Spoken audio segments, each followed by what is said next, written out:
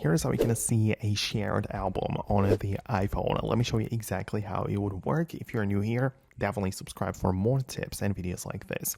So it might happen that somebody decided to share an album of photos with you, but where can you find it? The first step would be to make sure you actually have the feature turned on. You can find it in the settings when you tap on your profile and at the top, proceed to iCloud and tap on Photos. Even if you don't have the full backup enabled, you need to have these shared albums toggle enabled and at the bottom. That is the important part. So once you do have that, you can open up the Photos app and switch from the library mode where you can see all of your photos to the collections where all of the different folders and albums are stored. And you can find the regular albums page, so you can tap on it as such, and there are three types or three folders here. So we have the personal section, which are the albums you created on your device and that actually stay there. Then we have the shared section in the middle, which is the thing you are interested in.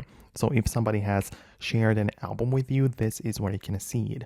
You can even see the profile picture of a person which has created that. So you can see them in the corner in here, and you can get inside and browse the images. And if you have the ability to, you can also add more photos to that shared album. So this gives us the ability to even like interact with the other people over the Photos app sort of.